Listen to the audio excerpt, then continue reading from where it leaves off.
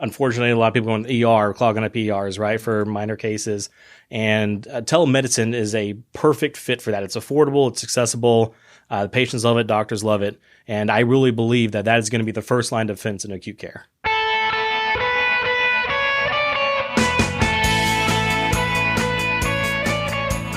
Welcome to the Business of Healthcare, a twice-monthly podcast from the Center for Healthcare Leadership and Management. The center is based at the Naveen Jindal School of Management at the University of Texas at Dallas. The show, like the center, brings together business leaders and other forward thinkers to discuss how best to meet the challenges of a rapidly changing, increasingly complex healthcare industry. I'm your host, Dr. Britt Barrett. I'm delighted to have Peyton Reeves with me, who is the Chief Technology Officer, the CTO of Wellvia, which is a Dallas-based telehealth company. It provides quality, affordable healthcare to millions of people, which is just mind-boggling.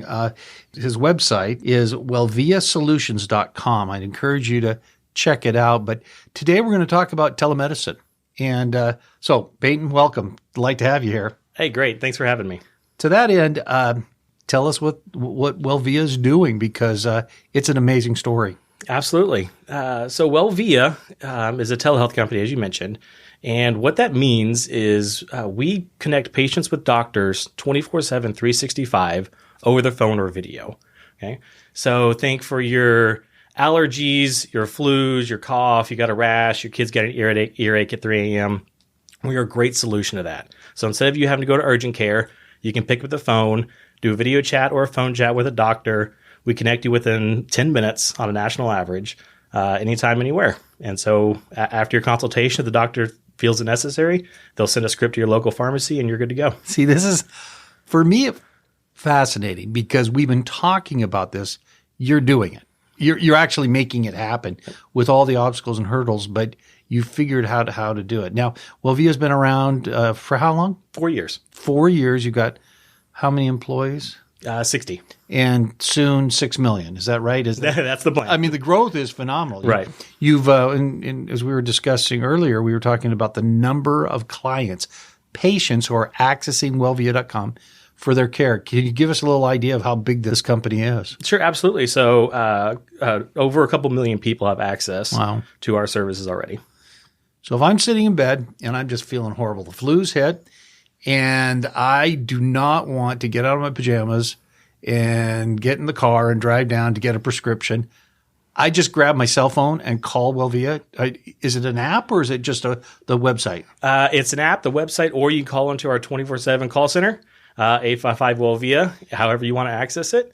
And so, for instance, let's say you want to use your app, right? You open up your app, answer about 6 questions, or review your medical history. Good. This is the same thing that if you walk into your doctor's office, they hand you that clipboard of, what drug allergies and all that. We record all that. And then within literally a couple minutes, you hit that done button and doctor's calling you next few minutes.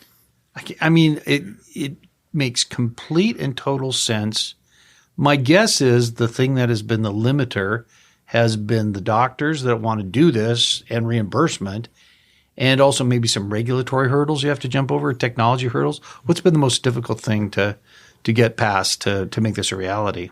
So I think the biggest thing that was holding back telemedicine, at least in the recent past, was regulatory issues, right? There's a lot of hoops and hurdles you had to get over, right? And however, even in the past 6 months, pretty much that's completely opened up, right? And so there's no state that has any serious regulation. It's approved in all 50 states now. It's becoming much easier for companies to do this. Well, I've heard some interesting statistics relating to the accessibility of primary care, and supposedly 70% of all emergency room visits and urgent care visits could be dealt with over the phone. Is that accurate? That's accurate. The American Medical Association came out and said that about a decade ago, saying 70% of the reasons people walk into their doctor's office can be handled over the phone. Well, it is an answer to a troubling concern that we as I'm a past hospital president, we would fill our emergency room with really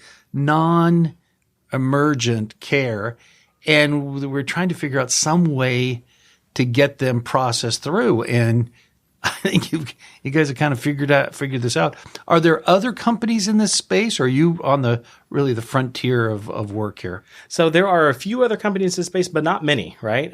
There's really only a handful of companies that have a national network. There, you'll find a couple hundred little ones, but as far as being able to cover the entire country, there's just a handful of us. Name some of the insurance companies that you've been working with. Well, I can't name them directly, but we do work with several medium-sized health plans, and we're working with one or two large ones as well right now. So if I'm an employee and I'm thinking, gosh, that sounds awesome, I need to go to human resources and say, listen, Wellvia is a product that won't force me to go to the doctor's office when I know what the issue is. Can you look into it? That's that simple, right? It's that simple. I feel like a marketing guy for you. I mean, because the struggle I have had is the integration of technology and healthcare. Your background's interesting because you came out of computer sciences. Is that not right? That's correct. And then tell us a little bit how you jumped into healthcare. What was the attraction for you? Sure. So I actually stumbled into healthcare by chance after graduating school. Started as a software developer, and Hospital Corporation America hired me on to be a software engineer. And that was my really first exposure to, okay, this is healthcare. And right. Wow, there's a lot that can be corrected, right?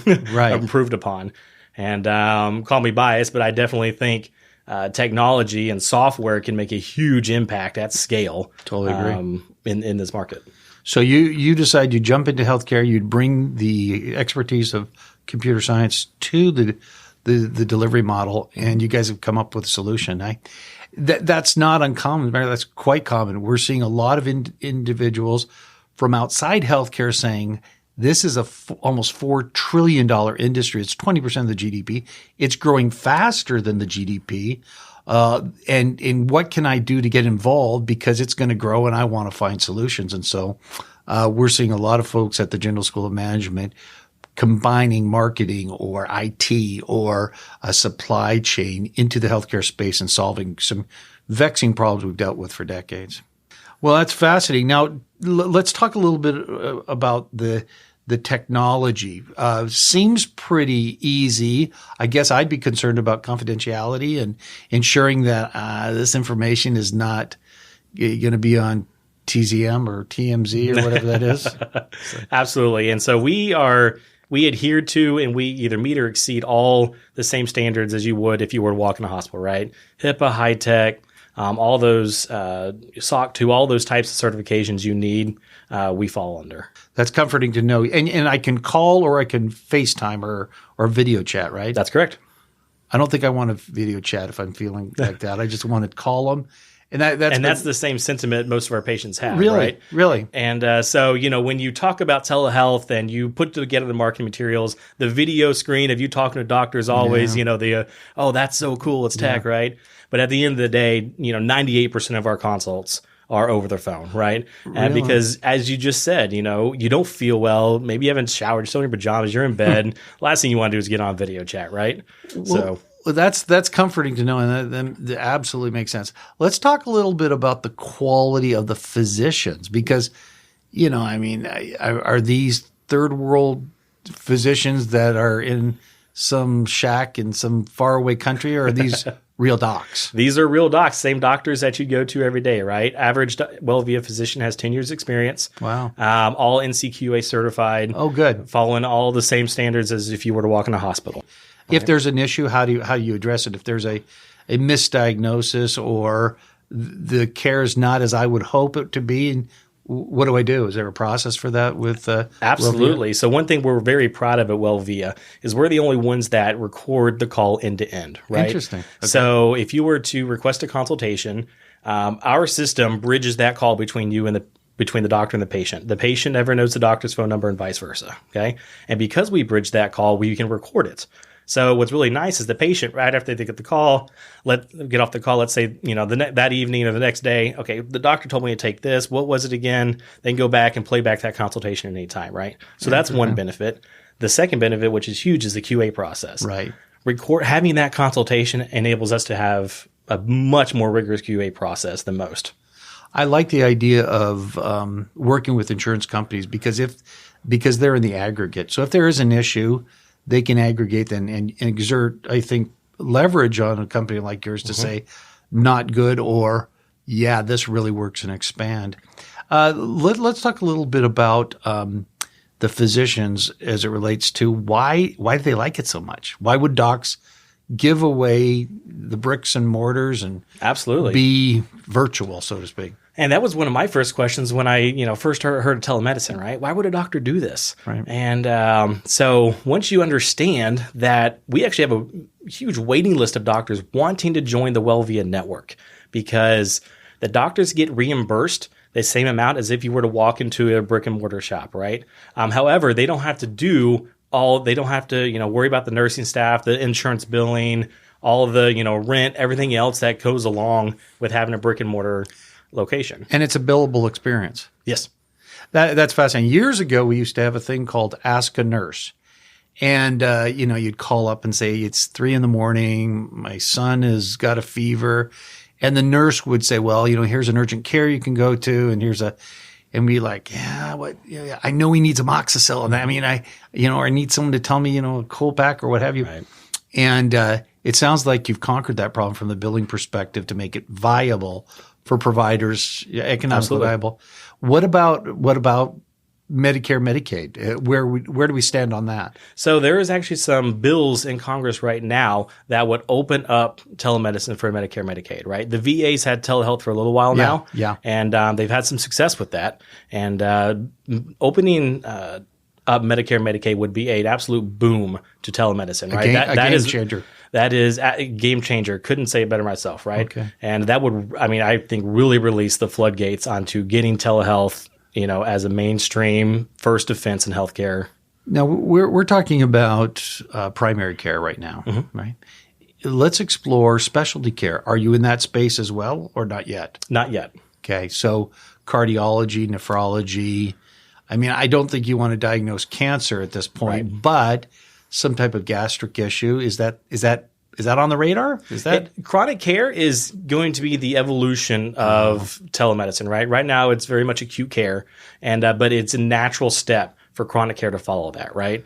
And so I think once the acute care is mainstream, chronic care is will naturally follow that. Yeah, my son-in-law is diabetic, and looking for an endocrinologist is painful. And he tells me, I know what I need. I know what needs to get done. But getting into these physicians who are excellent, it's really hard. And so right.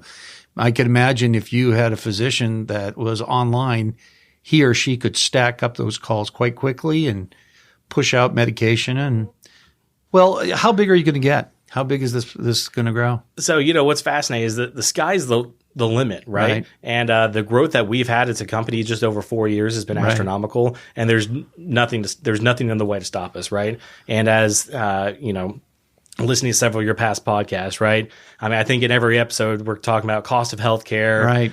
Transparency in pricing, high deductible plans that everyone's working with now. And that is a boon for telemedicine. Do you have a private pay model? I know we talked about insurance, but if I'm a private citizen, I've got an insurance product, but I've got a $10,000 deductible, which is growing. I'm hearing more and more people saying, "Hey, it's too expensive. I'll take catastrophic, but I'll take care of myself." To that end, can I just sign up with WellVia? Absolutely. So we have you can access WellVia through associations or employers or some other service, or direct to consumer by yourself, right? Okay. And so go to the website or go to mywellvia.com, and you can sign up for you and your family. It's a couple bucks a month, and you're good to go. There's a monthly, is it maintenance fee or what? Right. Just a service fee, right? Service fee that you'd have to pay.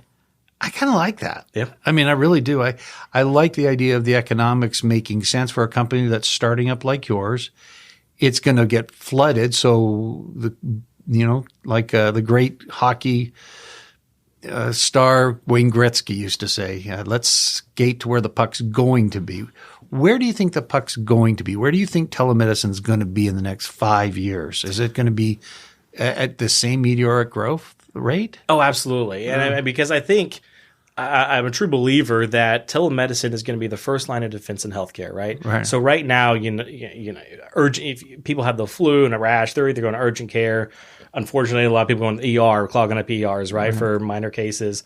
And telemedicine is a perfect fit for that. It's affordable, it's accessible. The patients love it, doctors love it, and I really believe that is going to be the first line of defense in acute care. Interesting. Yeah, it really will be a game changer for us. I can imagine the benefit that you can provide to the rural communities as well, where accessibility is an issue, but they have internet and they can reach out, and therefore we bless a lot more lives. It's purpose driven, and that's what I think is inspiring. This generation of healthcare professionals and leaders are purposeful. They are very attentive to the meaning behind what they're doing, and this blesses lives. So, and what's just a testament to that is the responses we get back from our patients, right? So we, after every consultation, we ask you to fill out a survey, a customer service survey. Every business does this, right? And typically you delete the email, you ignore the message, whatever the case is. So 40% of the time, people give us feedback saying how much they love the service, which is just unbelievable. Wow! And as I don't know if you're familiar with Net Promoter Scores. What a Net Promoter Score tells you is how likely someone is to talk favorably about your business to somebody else, right? And so if you think of, some of the most popular companies out there for treating people well, Costco, Starbucks, those USAA, right? Right. They're in the high 70s Net Promoter. We're in the high 80s Net Promoter Score. That is how excited people are about telemedicine. Let me make sure I'm understanding. You've got rabid fans here. Absolutely. So WellVia is getting scores in the 80 percentile in terms of satisfaction, and it's consistent with the mission of that organization. I mean, I can't help but think that they sat back and said, well, here's an issue, accessibility, quality of care, measuring. I love the things you have said about quality, because that's a big issue. I mean, let's be frank. If you have poor quality clinical care, you're toast. Absolutely. And people know that, and they can access that information, but you've got a bunch of rabid fans. I like this. I like this a lot. What have we missed? What else is WellVia up to these days? Is there anything else, or is this the mainstay of your organization? Well, the sky's the limit, right? We're really trying to tackle is how can we make this even easier for people to access, right? To request a consultation, whether that's requesting it through your Alexa at home, right? Or whether that's, using your Apple Watch, or whatever we can do to make this even more available to you and easier to access. Wait. Serious? You're thinking of Alexa connecting? So we've got a plan. That would be hilarious. We've got a plan to Alexa, make that. And I feel horrible. Let WellVia know, ask WellVia to call a doctor. Absolutely. That's hilarious.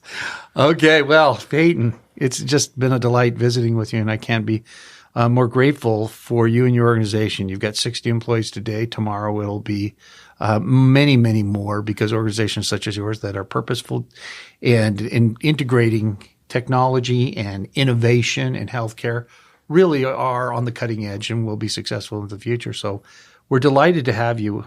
I'm with Peyton Reeves, who's the Chief Technology Officer, the CTO for WellVia. It's a Dallas-based telehealth company. And if you want to know more about it, check out their website, wellviasolutions.com. I'm Dr. Britt Barrett, the Director of the Center for Healthcare Leadership and Management at the Jindal School of Management at the University of Texas at Dallas, where healthcare is our business. Thanks for joining us here on the Business of Healthcare podcast. Join us online at businessofhealthcarepodcast.com to find episodes, notes, links, and more. And be sure to subscribe to the Business of Healthcare podcast on iTunes or your favorite podcasting app. To learn more about the Center for Healthcare Leadership and Management, go to jindal.utdallas.edu and then search under the Centers and Institutes tab on the navigation menu. I'm Dr. Britt Barrett, Director of the Center for Healthcare Leadership and Management, where we're leading change by changing how we lead.